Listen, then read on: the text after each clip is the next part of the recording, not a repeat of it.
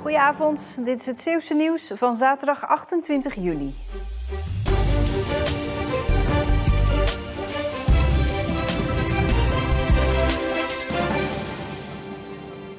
Een windsurfer is vanmiddag om het leven gekomen bij Kamperland bij het Veerse Meer. De man, een 60-jarige Duitser, werd uit het water gehaald door hulpdiensten, maar overleed ter plekke. De vlaggen staan strak op de Brouwersdam. Er staat een stevige bries, maar dat zorgt er wel voor dat de lucht blauw is en een aangename temperatuur van een graad of 23. De meeuwen doen zich te goed aan de etensresten die de afgelopen 2 dagen zijn achtergelaten. Want er is tijd voor de derde en laatste dag van Considerate Sea 2025. 2 dagen lang hebben 45.000 mensen per dag genoten van optredens, straattheater en het aangename weer hier in Zeeland. Het emotionele hoogtepunt was gisteravond het optreden van Suzanne en Freek. Zanger Freek Rikkering kreeg een paar weken geleden te horen dat hij ongeneeslijk ziek is en daarop werden al hun optredens gestaakt. Toch besloten ze opnieuw te gaan optreden deze zomer en het eerste optreden was hier op Considerate Sea. We proberen de toekomst een klein beetje los te laten, want hoe morgen eruit ziet, dat weten wij niet, maar dat weten jullie ook gek genoeg niet. Dat weten we allemaal niet, dus dat laten we maar een beetje los. Respect. Niks anders dan respect. Ontzettend. Hij was ook echt emotioneel, hè? Ja, maar ik ook. Iedereen, denk ik. Iedereen. Ja, echt heel mooi. Echt superkrachtig dat hij hier zo staat. Echt knap. Weet je nog dat jij me zei dat wij nooit zullen vechten als evenals?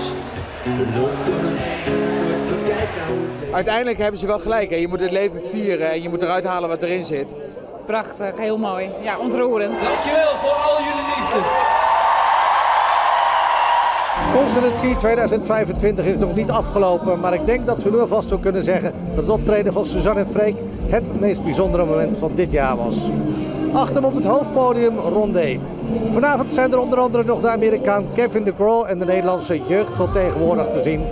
Om natuurlijk vanavond af te sluiten, traditiegetrouw met Bluff hier op de Brouwersdam. Zo'n 400 mensen liepen gisteravond in Vlissingen mee in een stille tocht als eerbetoon aan Thomas. De 44-jarige Vlissinger werd vorig weekend doodgeschoten bij een supermarkt.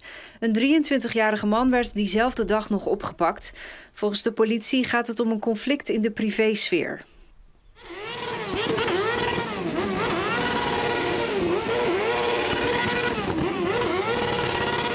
Mooi om te zien met al die motors en zo, was wel goed, ja.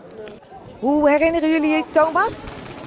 Als een lieve, aardige man. Soms een beetje te druk, maar hij was altijd heel lief. Hij zorgde voor heel veel mensen. Gewoon een man van weinig woorden, gewoon een chille man. Ik ben hier gekomen omdat ik het heel belangrijk vind om een boodschap over te brengen. Dat de ouders vanaf nu eigenlijk moeten gaan handhaven thuis.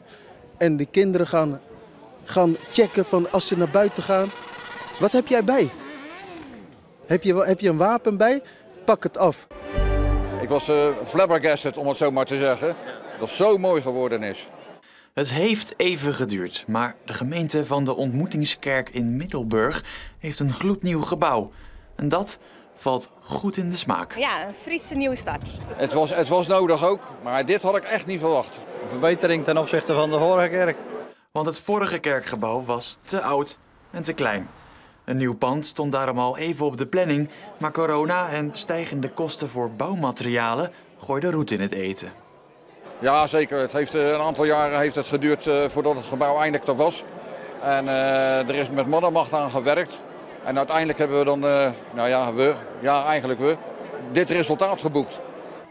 De open dag van vandaag was druk bezocht en dat lag in de lijn der verwachting.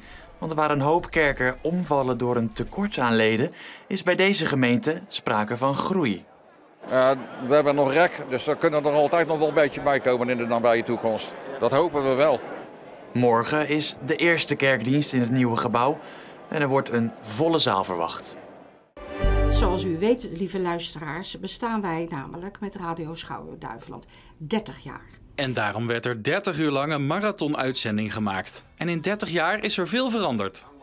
Als je dan ziet zeg maar, wat het verschil is met waar we toen mee bezig waren, met cd-wisselaars om non-stop voor elkaar te krijgen. En je die complete computersystemen nu draaien en 2 studio's die volledig ingericht zijn. En ik mag wel zeggen, echt eigenlijk gewoon een prima professionele radiostudio's. Volgens de voorzitter is het vooral de passie van de vrijwilligers die ervoor zorgt dat ze dit feestje nu kunnen vieren. Het enthousiasme en het plezier wat mensen erin hebben, dat maakt lokale omroep echt gewoon ontzettend leuk. En het staat gewoon heel dicht bij de mensen. Het staat echt tussen de mensen. Als het aan de omroep ligt, gaan ze de komende jaren professionaliseren. Ze hopen binnenkort te horen of ze een subsidie krijgen voor 2 jaar om een streekomroep met betaalde journalisten te vormen voor het eiland. Eind mei verzekerden de voetballers van Goes zich pas van nog een jaar spelen in de 3e divisie. En amper een maand later heeft de ploeg de eerste trainingsweek er alweer op zitten. Dat deed het onder leiding van de nieuwe trainer Giovanni Sierenveld, die tevreden is over de vernieuwde spelersgroep. Leuke groep, een goede mix. Aantal jongens die revanche willen nemen op vorig seizoen. Aantal ervaren jongens die nog een keer willen knallen. Aantal jonge jongens die zich willen laten zien. Dus al met al een goede groep. Na de handhaving van vorig seizoen wil Goes dit jaar stappen gaan maken. Goes wil gewoon graag in die 3e divisie voetballen en gewoon een stabiele 3e divisionist worden. Ik heb uitgesproken dat we wel in ieder geval 10e moeten worden. Of hoger. En, we moeten natuurlijk wel zien of het gaat lukken. En dat gaat Goes doen met een vernieuwde spelersgroep. 8 nieuwe spelers zijn erbij gekomen en die moeten straks allemaal het Giovanni Sierenveld voetbal gaan spelen. We gaan nu verder op mijn manier en dat zullen jullie zien op het veld hoe dat eruit gaat zien. Ja, ik wil toch wel een klein tipje van de sluier. Wat is jouw manier? Mijn manier? In ieder geval vanuit een goed georganiseerde organisatie tot aanvallend voetbal komen en wedstrijden winnen. Dat is wat ik heel graag wil. Er was vandaag wel af en toe veel bewolking, maar de zon die kwam ook regelmatig tevoorschijn, vooral in de ochtend. En ook later op de dag kwam die weer terug. Vanavond volgt een aangename, vrij zonnige zomeravond. En vannacht klaart het een beetje verder op in Zeeland, waarbij het af gaat koelen tot ongeveer 17 graden. En morgen hebben we dan veel zon en het wordt ook een graadje warmer met een maximumtemperatuur van 24 tot 27 graden. En de wind is zwak tot matig uit het noordwesten. Vanaf maandag krijgen we veel zon en tropische temperaturen in Zeeland. Op dinsdag kan het kwik stijgen naar 33 à 34 graden gemiddeld. Woensdag wordt het nog altijd tropisch met 30 graden en dat wordt waarschijnlijk afgesloten met enkele regen- en onweersbuien in de loop van de avond. Dit was Zeeland Nu. Zometeen Zeeland de Week met daarin een overzicht van het Zeeuwse nieuws van de afgelopen week. Fijne avond.